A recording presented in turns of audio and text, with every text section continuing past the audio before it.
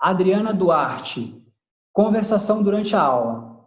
Então, com relação à conversação, o que eu tenho a dizer é o seguinte, a conversação você pode fazer sempre que você quiser, porque você vai ter acesso ao meu WhatsApp, né? Ou seja, estou a fim de conversar, manda um WhatsApp para mim e a gente conversa em francês. O que eu observo é que, a não ser que você seja a um nível mais avançado, você vai ter todo o interesse do mundo de primeiro passar pela fase de assimilação, que é o que a gente acabou de falar, antes de você entrar na fase de conversação, que é a terceira fase, que é o do output. Mas fica à vontade para conversar comigo em francês, com o meu WhatsApp. Eu só sugiro que a tua energia seja investido na assimilação do francês. Vou contar uma historinha que eu gosto de contar ela porque eu vivi ela na prática, não só para falar da minha história pessoal, mas é o seguinte, o meu irmão teve uma época que ele morava em Amparo, que é onde morou o meu avô. Talvez você conheça a minha história, talvez não. Meu avô francês, músico, foi parar em Amparo, no interior de São Paulo, aqui no Brasil. E aí, o Pedro, filho da minha mãe, né, só que filho de outro pai brasileiro da minha mãe francesa, ele estudava em colégio brasileiro, ouvia tudo sempre em português. Só que o Pedro, ele tinha a sorte de morar perto da casa do meu avô, do avô dele, do nosso avô.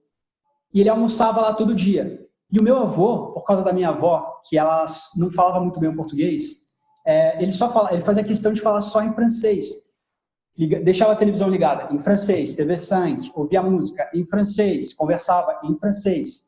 E o Pedro, ele ficou durante alguns anos, tá, almoçando na casa do meu avô, e durante aquela 1 hora, 2 horas por dia, ele só ouvia o francês. E aí um dia a gente estava, eu, meu irmão, o Pedro, e o meu avô na cozinha. E eu fiquei curioso para saber se o Pedro falava francês naquele estágio, naquele momento. Ele nunca tinha feito aula, não fez nada de aula, nem nada. Ele só simplesmente vivia essa imersão, né, na casa do nosso avô. E aí eu lembro que eu perguntei uma coisa muito simples para ele. Eu perguntei algo como, ô Pedro, fala em francês assim. Aí eu olhei e falei, o muro é branco. Só para ver se... E ele nunca tinha falado francês antes. Não tinha a prática da conversação em francês. Ele olhou, falou, eu perguntei, você sabe falar isso em francês? Ele olhou, pensou, olhou para mim e falou, não sei. Como é que é? Le mur est blanc. Ele falou, perfeito. Aí eu fiz assim, eu falei, caramba. Aí meu avô, malandro, olhou e falou, Jerome, isso não é nada. Eu vou pedir para ele falar uma frase ainda mais complicada. Ele olhou e falou, Pedro, fala assim, o muro é tão branco quanto a camisa.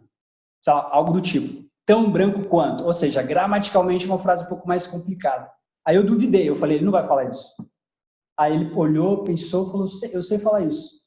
Le mur est aussi blanc que la chemise. Ele falou. E para mim aquilo foi a prova definitiva disso que eu falo, né? Disso que eu falo e vivo. E estudo, e uso. E o que aconteceu comigo no português também é o que eu uso para estudar, depois de adulto, as línguas que eu aprendo, né? Inglês, italiano e tudo mais.